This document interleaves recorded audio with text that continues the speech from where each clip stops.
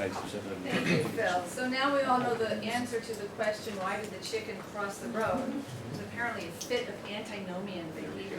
That's exactly what it was. Thanks very much. I think I'll just say a little bit about the book. It's long and it's a kind of a complicated thesis, but it's essentially trying to make sense of this explosive confrontation between two radically diverse conceptions of divine law, really based on two radically diverse conceptions of the divine. And it really covers this 1,000-year period up to the rise of Islam. The story changes after that, as Phil said, because of, I would actually say, the establishment, not the re-establishment. I think the rabbis held it at bay until the end of the Talmudic period, and then we really do have the establishment of the Greco-Roman paradigm, which I think then we're still operating under today. So I think that the rabbis were the last bulwark in that. But I do think that the Western conversation about law, to sort of get right to your last question, the Western conversation about the nature of law and the nature of law's claims upon us has basically not been able or willing to escape the consequential paradigms that have been confronted by the confrontation of these two very different notions of divine law. Just to be very clear, one of the things that this book does is to try to define things as carefully as it possibly can. So divine law I simply use as a term that means the idea that the norms that guide human behavior are somehow rooted in the divine realm.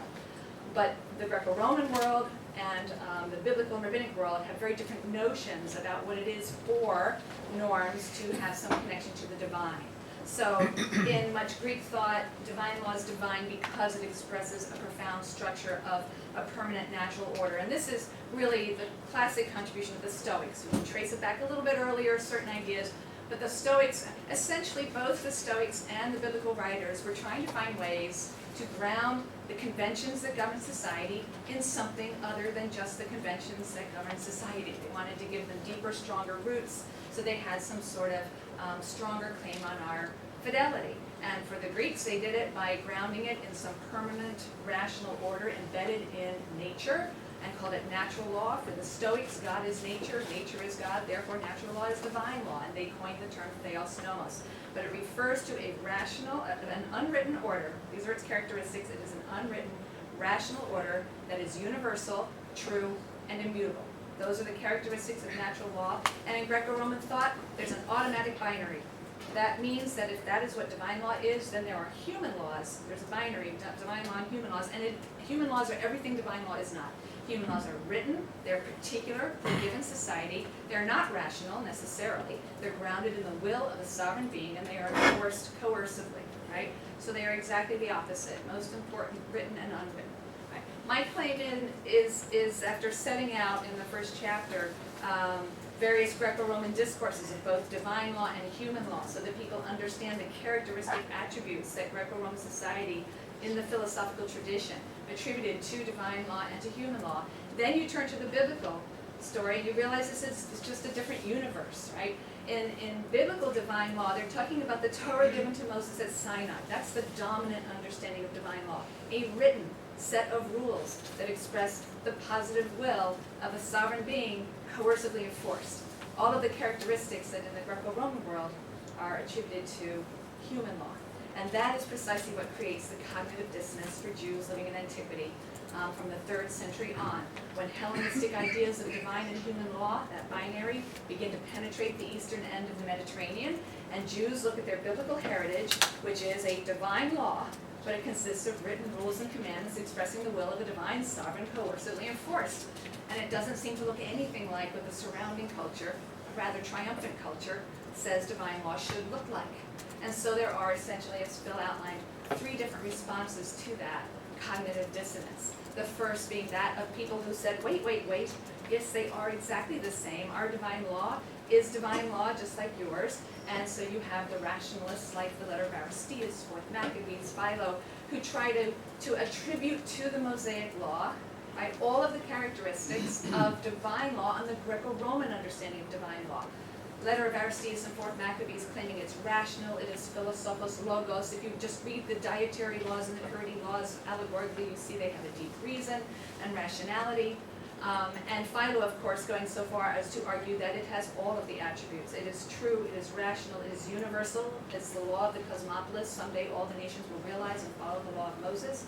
It is immutable, it has never changed, and it's unwritten, which we know because the patriarchs followed it before it was given in writing. The written copy is nothing. It's written in the law of nature.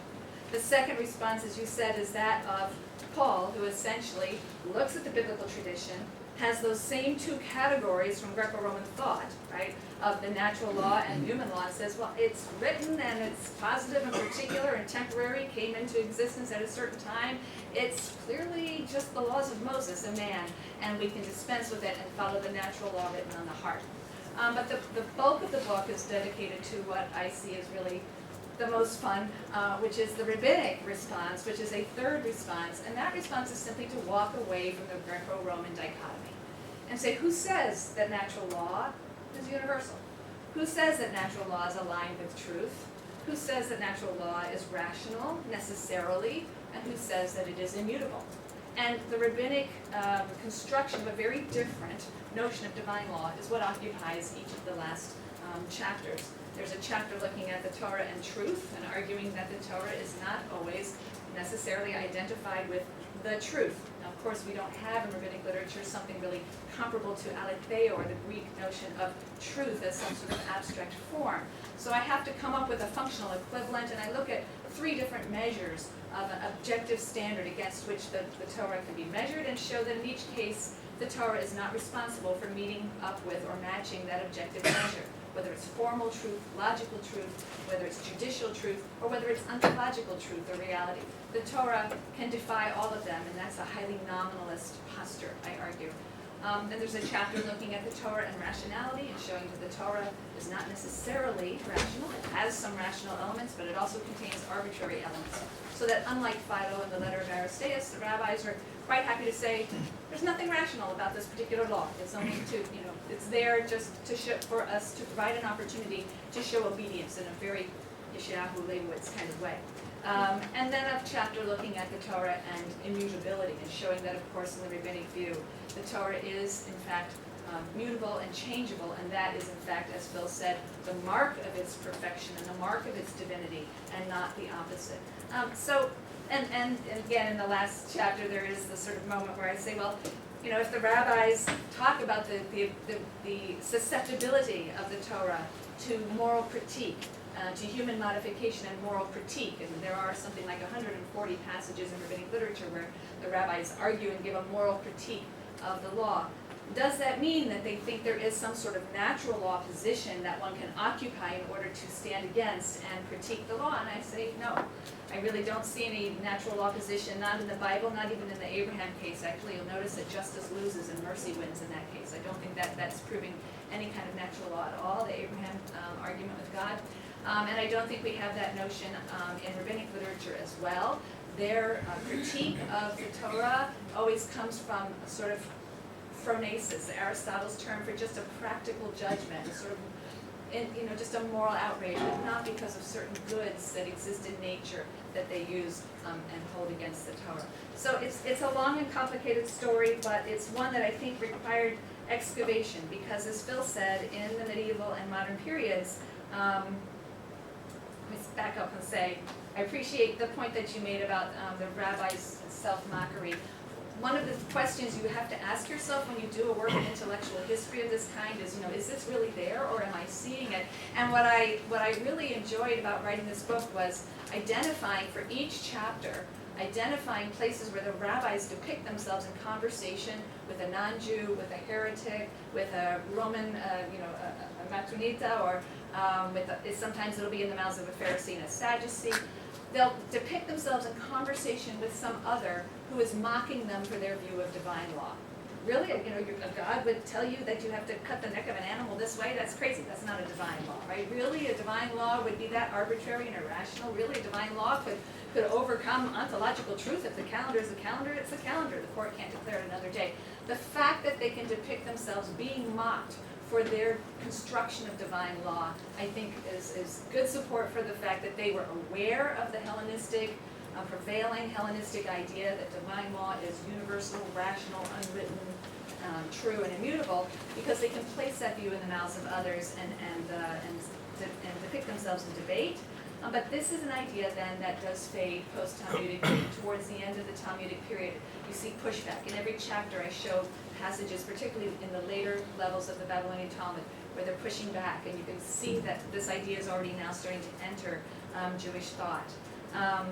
So in the medieval and modern periods, this rabbinic conception of divine law starts to be overshadowed in the West, and the Greco-Roman dichotomy, that binary of a natural law and a positive law, with very different qualities, which is not in the Bible, and it is not the biblical notion of the Torah, it's not the rabbinic notion of the Torah.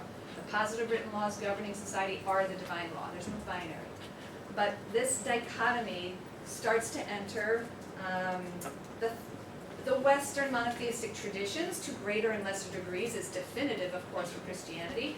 But Jews and Muslims, of course, are struggling with this as well and trying to make sense of their own divine law in Greco-Roman terms. And the Greco-Roman paradigm sort of prevails and wins to some extent. We are heirs to that tradition. If you ask people, as I have asked students, what would a divine law look like? They would say, well, it would govern everyone, and it would make sense, and it would never change, and it would be true somehow. It's the Greco-Roman idea of divine law. It's not the biblical idea. And so we tend to map those categories onto the Bible. We're constantly looking for proof of some notion of natural law, divine law in the Bible and in rabbinic literature. And so I really wanted to write this book to excavate this alternative position, which is strong. It is not, I think it is not the minority position in rabbinic literature. It is a majority position in rabbinic literature.